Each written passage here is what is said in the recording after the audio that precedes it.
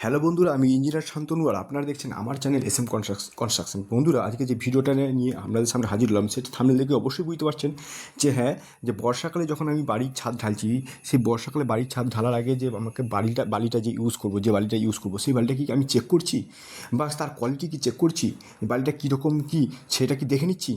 যদি না দেখে থাকেন বা যদি চোখ বন্ধ করে বালি ছাদ ঢালার প্রোগ্রাম করে দিচ্ছেন ওই বালি দিয়ে, তাহলে কিন্তু আপনি কিন্তু নিজের বিপদ নিজে ডেকে আনছেন। কেন বলছি কথাটা? তার কারণ যে বর্ষাকালে যে বালিগুলোর বাজারে দেখা যাচ্ছে, বালির গাড়িগুলো বাজারে দেখা যাচ্ছে, সেই বালিগুলোতে দেখা যাচ্ছে যে বিভিন্ন রকম নুড়ি পাথরের প্রচুর পরিমাণে সংখ্যায় প্রচুর পরিমাণে বেশি এই বর্ষাকালে বিশেষত দেখা যাচ্ছে। কারণ এই বড় ছোট পাথর বিভিন্ন রকম, যেরকম ভিডিওতে ছবিতে দেখতে পাচ্ছেন আমি দেখাচ্ছি, সেইগুলো কিন্তু দেখা যাচ্ছে। এইগুলো কিন্তু যদি আপনি নিয়ে থাকেন বা যদি নিয়েছেন, তাহলে কিন্তু আপনাকে একটা কাজ করতে হবে, সেটা হলো চালুনি দিয়ে চেলে, বাজারে যেরকম প্রচলিত যে চালুনিগুলো আছে সেই চালুনি দিয়ে চেলে আপনাকে ছাদটা ঢালতে হবে। তা না হলে কিন্তু এই ছাদটা কিন্তু বেশি স্ট্রেংথ পাবেন না বা কমজোরি হয়ে যাবে। তার কারণ বলছি, এই নুড়ি পাথর যেগুলো বিভিন্ন রকম আনশেপ সাইজ, যে পাথর পাচ্ছে ইরেগুলার সাইজ, এই পাথরগুলো কিন্তু বেশি স্ট্রেংথ না। আপনি হয়তো বলবেন, দাদা তাহলে তো স্টোন চিপের সঙ্গে সেই যে পাথর, যে আমরা কালো পাথর ইউজ করছি, সেটারও তো শেপ তো এরকম এত বড় ছোট বড় আছে, তার সঙ্গে তো এটা কাজে লেগে যেতে পারে না।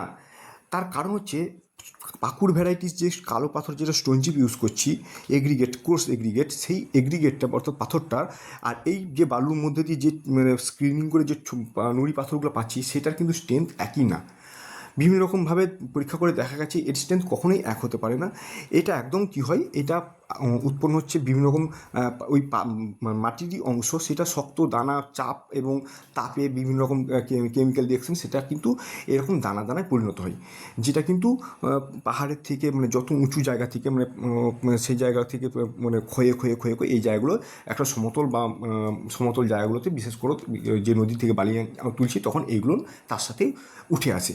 এইগুলো কিন্তু বিভিন্ন রকম মাইকা বা বিভিন্ন রকম সিলিকা, বিভিন্ন রকম দিয়ে কেমিক্যাল দিয়ে তৈরি হতে পারে, সেটা পরবর্তীকালের অংশ। জাস্ট বুঝে নিন যে এই জিনিসগুলো যদি আপনার ছাদে চলে যায় ইউজ করার সময়, ছাদ ঢালার সময়, এগুলো কিন্তু ছাদকে ক্ষতি করতে পারে। পরবর্তীকালে ক্র্যাকস দেখা দিতে পারে, পরবর্তীকালে দেখা যেতে পারে যে ভয়েস তৈরি হয়েছে, সেখানে সেই জায়গাটা দুর্বল হয়ে গেছে, স্ট্রেংথ পাচ্ছে না, এই বিভিন্ন রকম ঘটনাগুলো দেখা দিতে পারে। তার জন্যই কী করতে হবে, আপনাকে একটা বাজার থেকে চালুনি নিয়ে চেলে নিতে হবে, যেরকম ভিডিওতে দেখতে পাচ্ছেন। এইটা যদি না করে থাকেন, তাহলে কিন্তু আপনার ক্ষতি আপনি নিজেই ডেকে নিয়ে আসছেন। তো আরেকটা ব্যাপার, যে আপনি ধরুন বালিটা আপনি বলতেই পারেন যে আমি চালবো না, আমার এমনিতেই বালির দাম বেশি।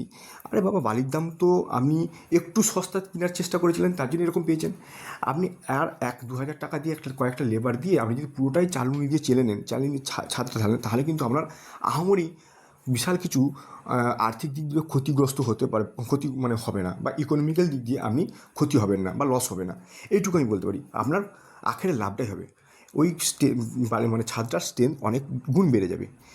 আরেকটা ব্যাপার, যেটা বালির মধ্যে দেখা যাচ্ছে কাদা বা সিল্ট জাতীয় জিনিস আছে, সিল্টি স্যান্ড যেটা বলছি, কালো টাইপের কাদা বালির সঙ্গে মিশিয়ে যাচ্ছে, যখন জেসিবি দিয়ে বা কোনো এক্সকেভেটার দিয়ে তুলছে বালিটা, দেখা যাচ্ছে ওখান দিয়ে কাদা, বর্ষাকাল তো ওই জায়গাতে কাদাটা কিছুটা পরিমাণ চলে আসছে। এইগুলো কিন্তু দেখা যাচ্ছে এই সময় বালিতে। এইগুলো কিন্তু আপনাকে দেখে নিতে হবে, যদি এরকম বেশি পরিমাণ কাদা দেখতে পাচ্ছেন, তাহলে কিন্তু সেটাকে রিজেক্ট করে নিন, সেই গাড়ি নেবেন না। একটু চেক করে নিন, গাড়ির উপর উঠে গিয়ে একটু চেক করে নেবেন যে বালির কোয়ালিটি ঠিক আছে কিনা, তবে বালিটা নেবেন। আপনি হয়তো 2 পয়সা কম পাচ্ছেন, এমনিতেই বালির দাম বেশি, আপনি ভাবছেন আরও যদি 500 টাকা 1000 টাকা করে কমিয়ে দিই তাহলে গাড়ির প্রতি, তাহলে কিন্তু আমার একটু হলেও সস্তা পাচ্ছি। কিন্তু দেখতে হবে যে ওই বালিটার কোয়ালিটি হয়তো যথেষ্ট ভালো না, সেটা কিন্তু আপনাকে ধ্যান দিয়ে দেখতে হবে। তো যাই হোক, এইগুলো করতে গেলে আপনাকে ভালো রকমভাবে নজরদারি দিতে হবে, তবেই ছাদটা কিন্তু আপনার ভালো থাকবে। তো বর্ষাকালে ছাদ ঢালছেন এবং বালি নিচ্ছেন, তার আগে আপনাকে অবশ্যই চেক করে নিতে হবে বা দেখে নিতে হবে, প্রয়োজন করে চালুন দিয়ে চেলে নিতে হবে, যেটা আমি বারবার বলছি। তো আশা করি ভিডিওটা ভালো লেগেছে। আর ভিডিওটা যদি ভালো লাগে, অবশ্যই লাইক, শেয়ার, কমেন্ট করুন। এই ইনফরমেশন টাইপ ভিডিও যদি পেতে চান, তাহলে অবশ্যই আমার চ্যানেলটিকে সাবস্ক্রাইব করে থাকুন এবং চ্যানেলটির সাথে জুড়ে থাকুন। ধন্যবাদ।